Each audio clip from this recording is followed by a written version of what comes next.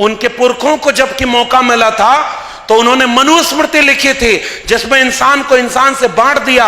हमारे पुरखे को मौका मिला तो उन्होंने अपने पुरखों पर किए गए अत्याचार का बदला नहीं लिया, संविधान में सबको बराबर की जगह दे दी। एक वोट एक व्यक्ति, एक वोट की एक कीमत होगी। और फिर भी उन्हें अपनाने में आज भी ये भारत के लोग दिल बड़ा नहीं कर पाए।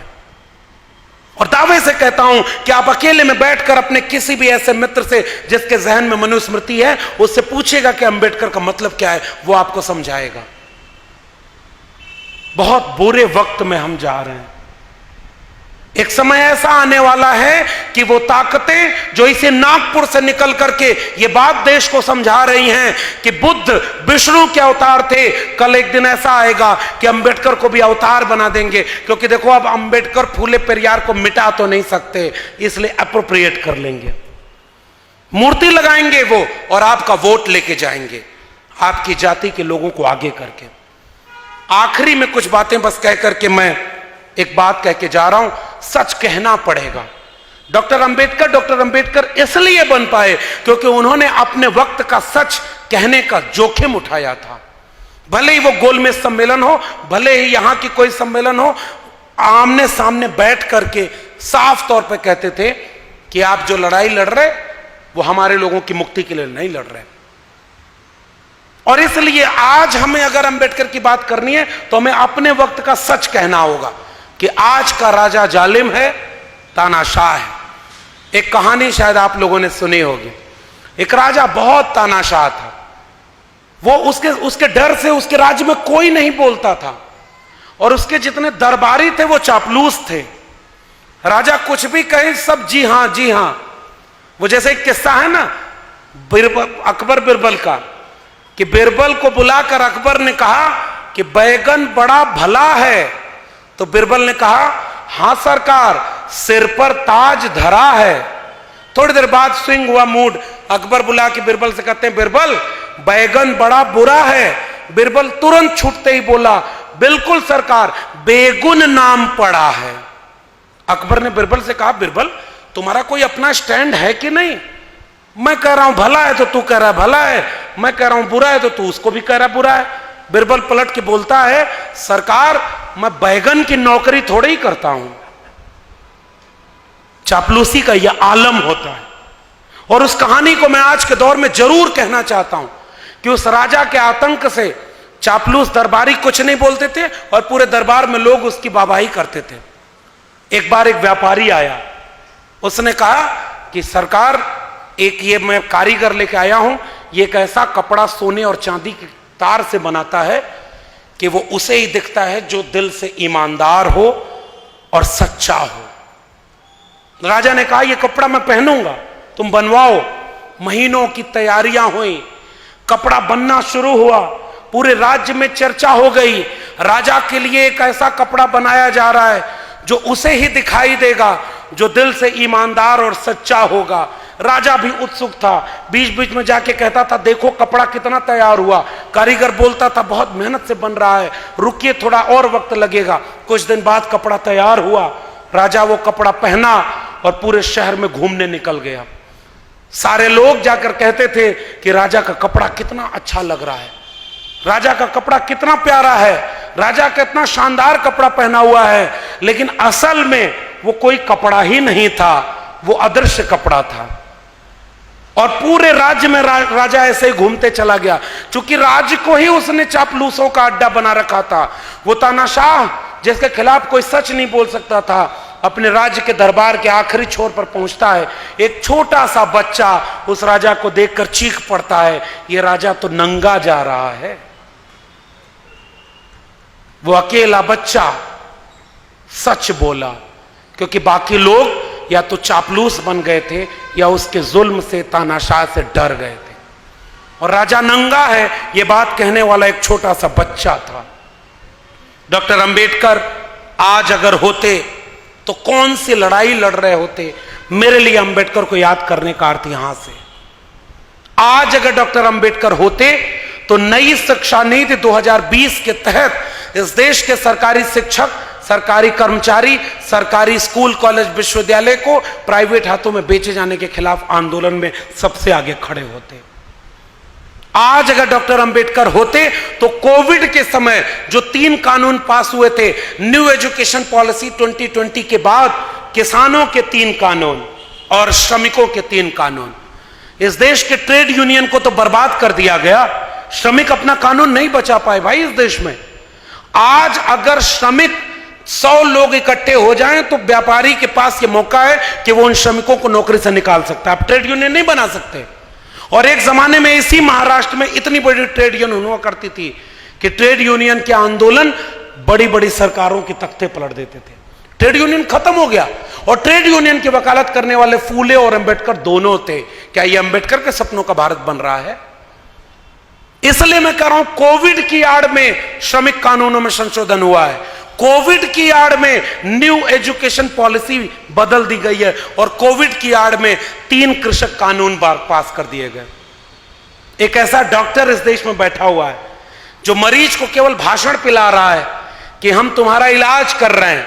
किसानों, ये कानून तुम्हारे हित में हम लाए हैं। विद्यार्थी और शिक्षकों, नई शिक्षा नीति तुम्हारे हित में हम ले आए हैं। और तमाम लोग, ये शिक्षा नीति हम तुम्हारे मजदूरों के हित में ले आए। यानी जिसका फायदा किया जा रहा है उसी को समझाया जा रहा है कि भले तुम्हारी बीमारी ठीक नहीं हो रही है, लेकिन मैं भाषण और हर रविवार मन की बात सुना रहा हूं, इससे तुम महसूस करो कि तुम बीमारी से ठीक हो रहे हो और आपकी बीमारी बढ़ती जा रही है। इसलिए डॉक्टर अंबेडकर को याद करना मेरे लिए ऐसे व्यक्ति को याद करना है जिसने इस मुल्क में आइडिया ऑफ इंडिया का ख्वाब देखा था। कबीर साहब ने लिखा है, कबीरा कहे ये जग अंधा। किसके लिए कहा था?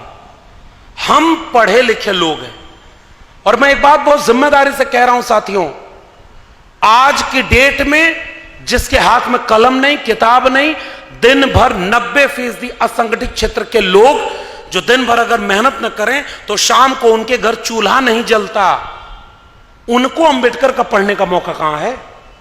उनको यह बात कैसे पता होगी कि भारत का संविधान कैसे बर्बाद किया जा रहा है, कैसे इस देश में दंगा, सांप्रदायिक, मंदिर मस्जिद की लड़ाई के नाम पर शिक्षा, रोजगार बर्बाद किया जा रहा है।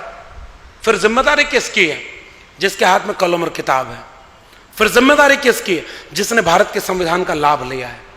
फिर जिम्मेदारी किसकी है? जिसे पता है कि गलत हो रहा है।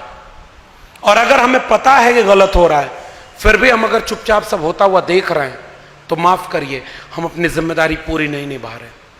आपने हमें बुलाया, इतने बड़े होटल में ठहराया, इतना पैसा खर्च किया, ऐसे कार्यक्रमों की जरूरत है क्योंकि कुछ साल पहले यहां ऐसे लोग का ऐसे कार्यक्रम में नहीं कर पाते रहे। आज वो कार्यक्रम हो रहे हैं और बाबा साहब की जयंती। और एक और बात कह दूं, नागपुर में हूं तो कुछ जोखिम और उठा लेता हूं। कुछ दिन पहले इसी देश में धार्मिक नाम पर रैलियां निकाली गई थी और उत्तर प्रदेश और बिहार में धर्म की रैली में तलवार और त्रिशूल लहराते हुए दंगा कराया गया, कर्फ्यू लगा और कई लोगों की हत्या हो गई। चंद हजार लोग सड़कों पर थे। 14 अप्रैल को इस देश ही नहीं दुनिया में करोड़ों लोग सड़कों पर उतरकर शोभा यात्रा और रैली किए। अखबार में कहीं खबर छपी हो कि अंबेडकर जयंती के दिन एक चींटी भी आहत हो गई हो तो मुझे दिखा दीजिएगा। यह फर्क है दोनों विचारधाराओं में। और आज इस देश में धर्म संसद के नाम पर आपके सामने कहा जा रहा है, हिंदुओं तुम खतरे में हो, चाकू तेज करो, तलवार तेज करके अपने घर में रखो। आपके यहां और दक्षिण भारत में कई नेता ऐसे बयान देते हैं, उनके ऊपर कोई मुकदमा नहीं होता। और हम आपसे कहने आए हैं कि चाकू तलवार छोड़ो। हमारे पुरखों के हाथ में कुदाल फावड़ा था, हल की मूठ थी, चमड़ा उतारने वाला हथियार था, खेती किसानी थी। हजारों हजार साल तक उन्होंने वही सब किया, तब जाकर कोई फूले अंबेडकर पेरियार हुआ। हमारे हाथ से कुदाल फावड़ा हटा, कलम और किताब आई। मैं आपसे कहने आया हूं, ये चाकू तेज करने वालों को चाकू तेज करने दीजिए। इस देश के 90% घरों में कलम तेज करके पहुंचा दीजिए, आइडिया ऑफ इंडिया बन जाएगा, अंबेडकर के सपनों का भारत बन जाएगा। हमारी लड़ाई कलम और किताब की लड़ाई है। डॉक्टर अंबेडकर, फूले, पेरियार बिरसा मुंडा, जयपाल सिंह मुंडा, अब्दुल कयूम अंसारी, आसिम बिहारी, भगत सिंह, इन सब में से किसी के हाथ में कोई हथियार इस तरह नहीं था। भगत सिंह से पूछा गया कि आपने बम क्यों फोड़ा? उन्होंने कहा बहरों को सुनाने के लिए धमाके की जरूरत होती है। और हमारे लोगों ने कलम और किताब से हमारी आने वाली पीढ़ियों का मुस्तकबिल लिख दिया है। माफी के साथ कह रहा हूं, वो मुस्तकबिल अब बर्बाद किया जा रहा है। मैं पॉलिटिकल बात नहीं करना चाहता था, लेकिन मैं जानता हूं कि पूना पैक्ट कराने वाले डॉक्टर अंबेडकर के सामने जब गांधी अनशन पर बैठ गए, डॉक्टर अंबेडकर रोए थे, हमारे लोगों का अधिकार छिन गया। गांधी ने भरोसा दिलाया, हम रिजर्वेशन दे देंगे, आपके लोग संसद और विधानसभाओं में जाएंगे। डॉक्टर अंबेडकर ने कहा कि यह कोई बहुत महत्वपूर्ण बात हमारे लिए नहीं है। फिर यह बात कब समझ में आई? बहुत सालों बाद, जब डॉक्टर अंबेडकर का एक वारिस इसी महाराष्ट्र में नौकरी कर रहा था, नौकरी छोड़ करके उत्तर भारत में सामाजिक आंदोलन करता है और जीवन में एक ही किताब लिखता है, चमचा युग। तब उन्होंने कहा 1932 के बाद इस देश में केवल चमचे पैदा हुए। कांशीराम, और उन कांशीराम ने एक बहुत महत्वपूर्ण बात कही है। इस सभागार में नौजवानों की संख्या कम है, फिर भी जितने हैं मैं उनको एक वाक्य कह रहा हूं। कांशीराम साहब ने लिखा कि जिन्हें जवानी में चमचागिरी की लत लग जाती है, उनकी सारी उम्र दलाली में गुजर जाती है। और आज जो सरकारें चल रही हैं, उनमें सबसे ज्यादा सांसद, विधायक, मंत्री हमारे बीच के ही तो हैं, और हमारे ही बच्चों का सौदा होते हुए देख रहे हैं, क्योंकि उनकी मिनिस्ट्री की कुर्सी बची रहे, करोड़ों रुपया जो वो कमा रहे हैं वो बचा रहे। कोई ईडी सीबीआई उनके घर न भेज दी जाए। महाराष्ट्र के लोगों, अभी बहुत दिन नहीं बीता, पूरी की पूरी पार्टी तोड़ करके सरकार गिरा दी गई। कहां लोकतंत्र बचा है? जो बोलेगा वो मारा जाएगा। अभी उत्तर प्रदेश में खुलेआम पुलिस की कस्टडी में गोली मारी जा रही है, और वहां पर एक फकीर कबीर साहब ने एक दोहा लिखा है, मन न रंगाए रंगाए जोगी कपड़ा। और जब मैं जोगी कह रहा हूं तो इसका वास्ता किसी भी प्रदेश के मुख्यमंत्री से नहीं है, ये डिस्क्लेमर है। मन न रंगाए रंगाए जोगी कपड़ा, आसन मार मंदिर में बैठे, ब्रह्म छोड़ पूजन लागे पथरा, और दढ़िया बढ़ाए और बरवा मुड़ाए, और दढ़िया बढ़ाए जोगी हो गई ना बकरा, और मन नाम रंगाए रंगाए जोगी कपड़ा। ये कबीर साहब ने किसके लिए कहा था? एक वक्त आएगा जब लोग, हमारे यहां का एक गाना चलता है ना, कि वो कह गए सिया से ऐसा कलयुग आएगा, हंस चुगेगा दाना दुन का, कौवा मोती खाएगा। और आज आपके लोग अपनी नौकरी बचाने और तमाम चीजों को लेकर के अपने चीजों का सौदा कर रहे हैं। और इसलिए मैं कह रहा हूं कि हमें इस बात को सच तो बोलना होगा ना भाई, कि आखिर में वो सारी चीजें कौन लोग कर रहे हैं। और उस योगी की बात मैं क्यों कर रहा हूं? उत्तर प्रदेश में शिक्षक भर्ती घोटाले के लिए जो विद्यार्थी आंदोलन कर रहे थे, उनके ऊपर लाठी चलवाई गई, मुकदमा किया गया, और जो शिक्षा मांग रहा है उसको जेल डाला जा रहा है, और जो कांवड़ होने जा रहा है उसके ऊपर हेलीकॉप्टर से फूलों की बारिश की जा रही है। इसी दिन रात के लिए आपने इन्हें मुख्यमंत्री चुना या हमने चुना? और जो लोग अब इस मुल्क का निजाम बन के बैठे, उनकी तो बात ही क्या करना। डिग्री तक उनकी सच्ची नहीं है, उनकी बातों में कितनी सच्चाई होगी मुझे पता नहीं।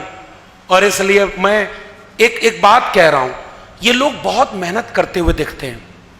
उनके भक्त कहते हैं कि अरे भाई, प्रधानमंत्री जी 18 घंटे काम करते हैं, दिन रात मेहनत करते हैं। एक बार जंगल के जानवरों ने मिलकर बंदर को अपना राजा चुन लिया। मैं भाई साहित्य का विद्यार्थी हूं तो किस्सा कहानी सुना रहा हूं, इसका किसी भी जीवित या मृत व्यक्ति से कोई संबंध नहीं है। बंदरों को राजा चुन लिया। एक शिकारी आया, एक पशु के बच्चे को उठा के लेके भाग गया। वो पशु आकर राजा के सामने कह रहा है कि भाई न्याय करो। कहा क्या हुआ? कहा कि बच्चे को वो उठा ले गया, आपने कहा था आपके राज्य में जुल्म नहीं होगा। बंदर इस डाल से उस डाल कूदना शुरू कर देता है। वो कहती है, वो लोमड़ी कहती है कि भाई मेरे बच्चे को बचाओ, तो बंदर कहता बिल्कुल रुको, अभी मैं मेहनत करता हूं। फिर उस डाल से इस डाल, इस डाल से उस डाल, पूरा कंटिन्यू दौड़ता रहा। थोड़ी देर बाद वो लोमड़ी पूछती है कि यार आप न्याय कैसे करोगे? कब बंदर बोलता है न्याय की बात छोड़ो, मेरी मेहनत में कोई कमी रह गई हो तो बताओ। ये 18-18 घंटे जागने वाले लोग पीढ़ी दर पीढ़ी आपके बच्चों को सुलाने के लिए उनका हक अधिकार बेच रहे हैं। केवल यही बात मैं कहने आया हूं।